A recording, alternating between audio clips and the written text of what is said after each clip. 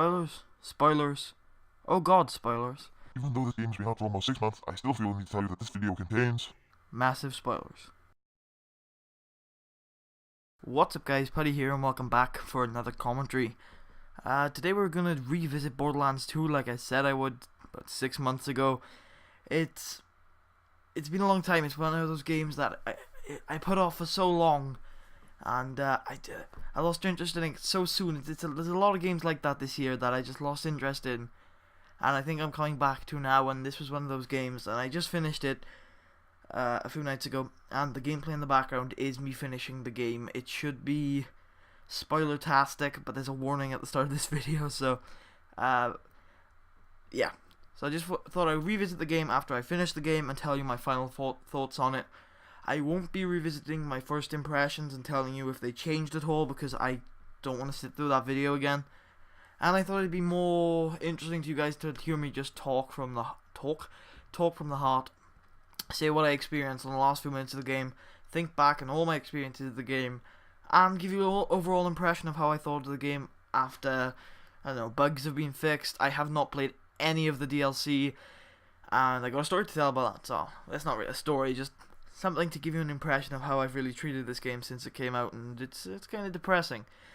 I own the season pass for this game, so I didn't pay for any of the DLC recently, and I've been playing other games such as Tales of Vesperia, or I'm trying to think what I've played on my Xbox recently.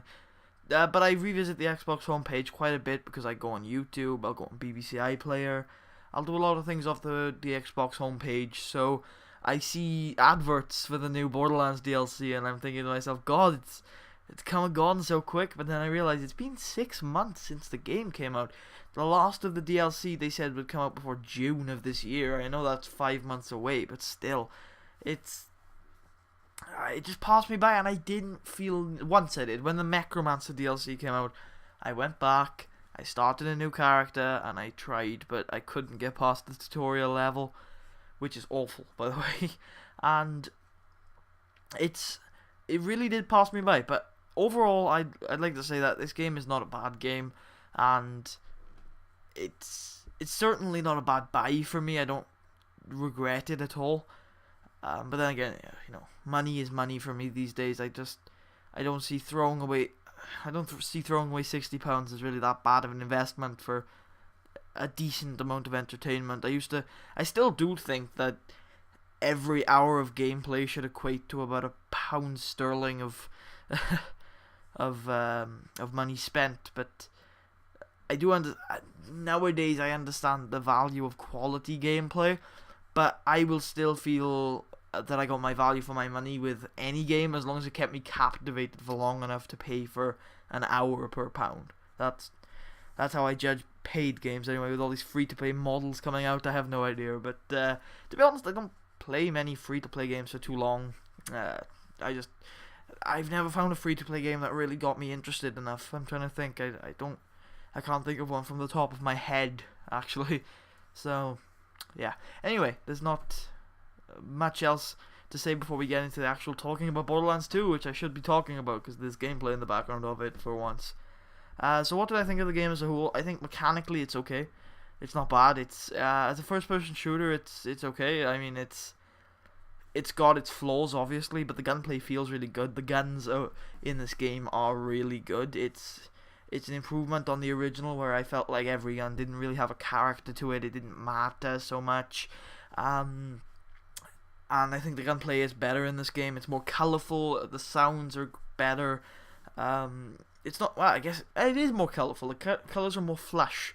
To get into the graphical fidelity of this game, it is a hell of a lot better than the original. I mean, even on consoles, which is where I played it mostly, it looks good. I mean, it's at the end of the console life cycle. They've got the best out of it they can, and it's good. It's better than the original. I think I'm not gonna keep saying that because I'd like to put out a statement right now that I would still choose this game over the original any day, because I've noticed now that the storytelling in this game is a massive improvement on the original, and though I don't think they really did much in terms of gameplay over the original, I don't know, there's not much there for me to say that there was. But in terms of storytelling, they improved a hell of a lot. They can do things now outside of the traditional mission system, and you see that when they make fun of their mission system with the Claptrap quest, and to see them do little things and little optional choices and things, that's pretty good. And I think it's a big improvement on the original, and that's the last time I'm going to revisit that point, because everything is basically an improvement on the original. To go on the story, I think I wanted the antagonist to be deep, because he's funny, kind of, in a very... Sorry, one sec. Trying to find out where that noise is coming from. He's funny on a very shallow kind of way. He's a very shallow character, and I'm allowed to talk spoilers now because it's 6 months on. If anybody didn't want to hear spoilers, they had a warning at the beginning of the video. He's a very shallow character, and I wanted this guy to get better. There was mystery surrounding Handsome Jack from the start onwards. You hear different things, and there's plot twists in there, but at the end of the day, the antagonist is boring, and he's very shallow. I mean, I was looking so much, and I was hoping, because you got to the end of the game, they kept building up something about him. They did have a lot of backstory to him. There's a lot of building around him, but what demolishes the foundation they build towards this awesome character is that he has no understandable motives. And that's the biggest problem with him. The biggest problem is to have an antagonist that really strikes as the player, and to have an antagonist that really is impactful and memorable. You have to have a character trait.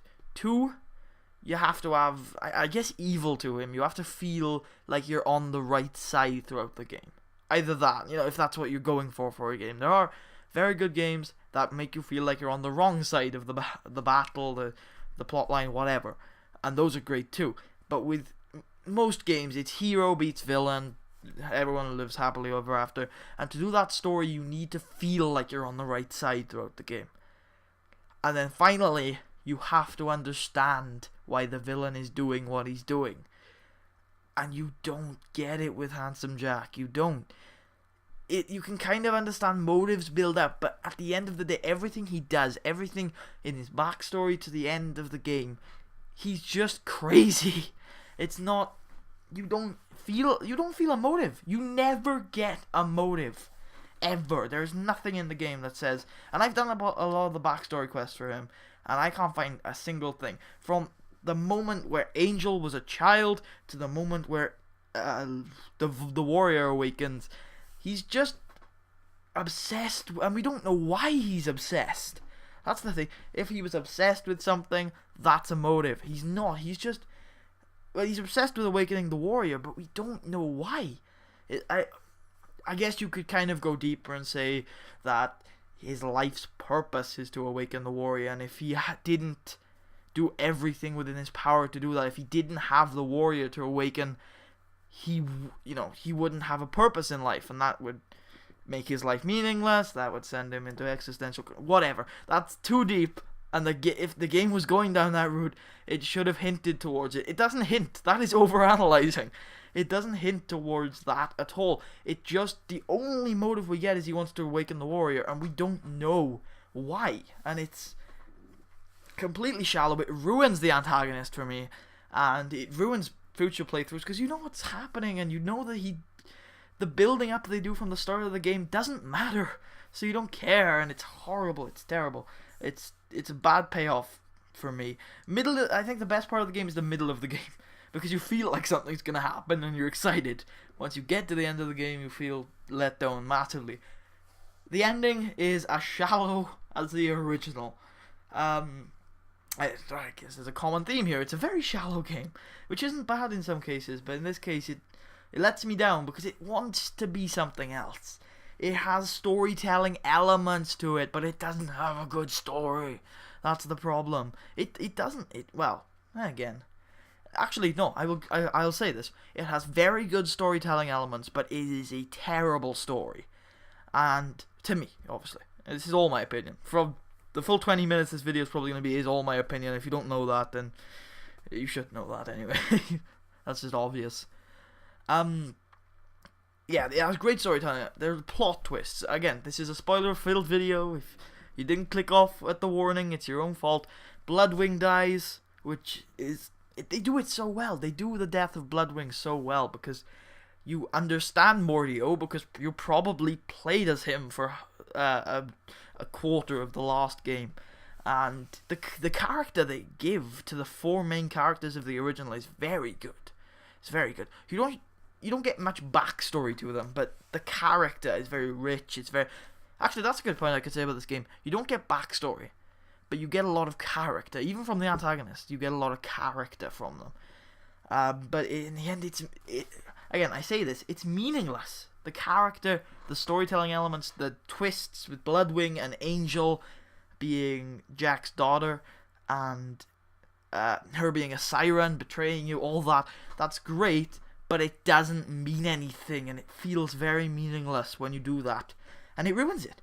It ruins it. If you're looking for a story, it doesn't have any impact, because everything that has an impact on you, they take away near the end of the game because it's meaningless. And that's what ruins the story, because the story, like I said, it's bad because of that.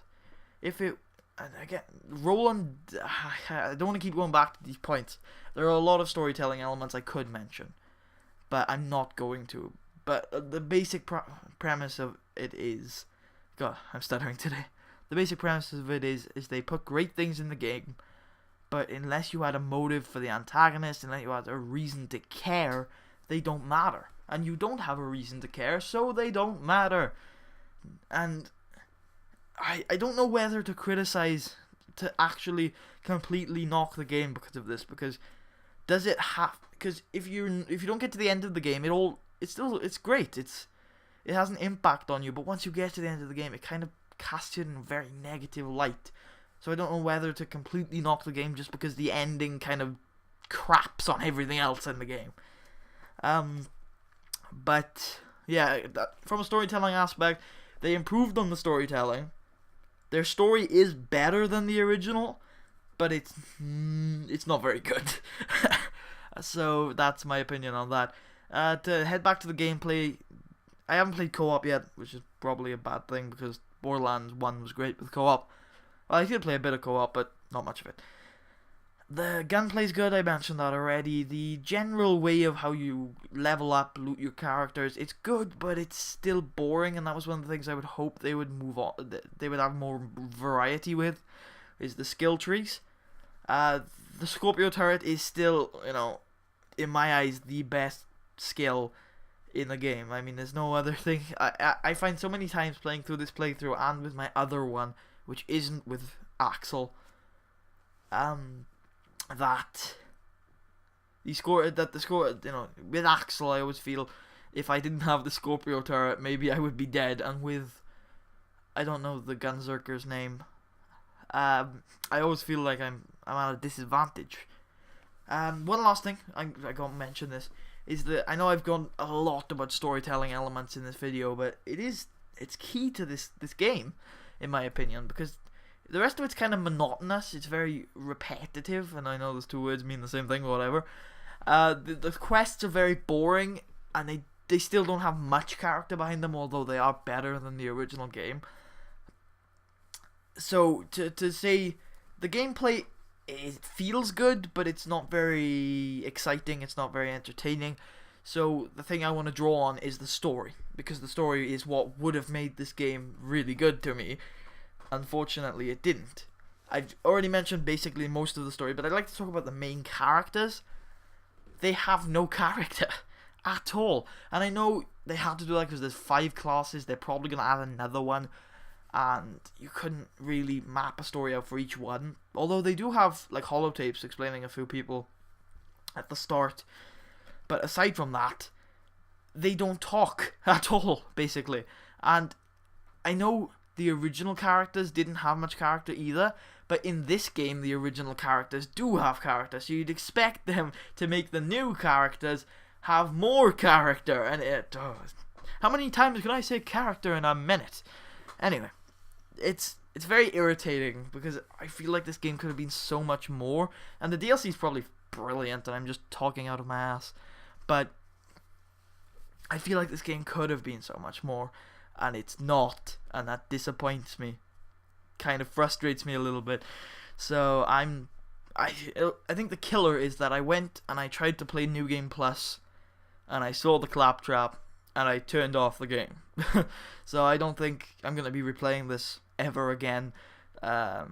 It's a great game. It's a great game. It's worth the money.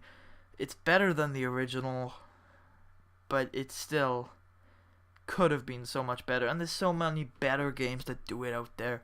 Fallout is richer. The gunplay isn't as good, I'll give it that, but it can demonstrate what Borderlands tries to demonstrate better, admittedly with less varied environments, which this game did very well. It went from snow to desert to tropical island to... This is the original bloody Firestone in this game. It's amazing. The environments in this game are very good. But like I said, Fallout has a deeper story, and I will find more value in playing a game of Fallout 3, Fallout 2, Fallout Brotherhood of Steel, Fallout 1, maybe, if I can mod the shit out of its graphics, or of course, my favorite game of all time, New Vegas, than playing this again, because it doesn't feel deep at all. And in terms of gunplay, Deus Ex Human Revolution does it better, without a doubt. So, and that has a much deeper storyline there as well. So, is it a good game? Yeah, it is. Is it worth the money? Yeah. Is it an improvement on the original? Yeah. Is it as good as it could have been? No. Are there better games out there that do the same thing? Yes. They don't have the same story, but they tell their story in a better way. So, whether or not I'd recommend this game, I would. But if you haven't, but it's not it shouldn't be at the top of your priority for story-driven first-person shooters. So, yeah, that's it. Hope you enjoyed. Hope you enjoyed my 6 months of rambling about over 2 videos, which are probably about an hour long between the two. And yeah, it's Borderlands 2. Alright, at the end of this video, I'd like to just discuss a few little things on the side. I'm done talking about Borderlands 2, so if you're only here for this, you can feel free to leave. I joined a community channel recently called PSUK, Project Synergy UK, and I would like to promote it a bit more because I think it's a very good idea. I think it's a very good concept. There are a lot of very good directors there. Just to name a few off the top of my head: Tana, Dijapet, and Lois. I keep wanting to call him Lois, and Daniel. That's the name that was escaping my head. Those are the people I've been talking to recently. So I've got the link in the description and the intro at the just the link in this. Yeah, actually the intro at the start as well. The intro at the start of the video should show you the link to the channel, and I've also got the link in the description for you. Yeah, I should have a series going up there around the end of February. I'm working on a pretty long series with Tales of Vesperia right now. I have got two videos up there that you might want to check out though. And if you're a YouTuber that makes videos, we could use some more directors. We're recruiting. If you've got good content, if you can do it consistently, if you're an active member of the community, we would appreciate you joining. So if you're interested, please click the link in the description. It's all on the channel. It's run by a fantastic man by the name of Tanner. Anyway, I'll see you guys later. Hope you enjoy. Check out PSUK. I'm so close, and not at the hands of a filthy bandit. See, I could have saved this planet. See, I could have actually restored order. And I wasn't supposed to die by the hands of a child-killing psychopath! You're a savage. You're a maniac. You are a bandit, and I am the goddamn hero! The warrior was practically a god. How? How in the hell have you killed my warrior? You idiots! The warrior could have brought peace to this planet. No more dangerous creatures, no more bandits. Pandora! It could have been paradise! This is the end, Vault Hunter. Either you kill Jack, or I'll kill him for you. What's it gonna be?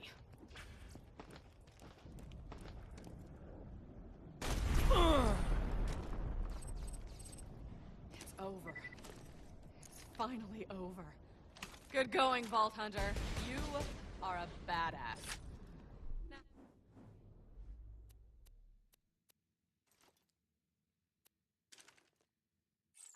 we just gotta get rid of that key.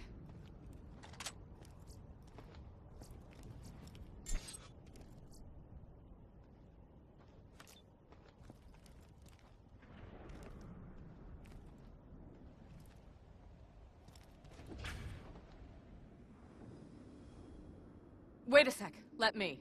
You don't want to touch this thing right now, trust me. Slow down, man. I nearly bought it back there. Hey, Lilith! Where the hell were you guys 5 minutes ago? If it weren't for the Vault Hunter, we'd all be dead. I think that's her way of saying we won. I figured that. If I never see this key again, it'll be too soon. It's been fun, you alien piece of shit. Huh?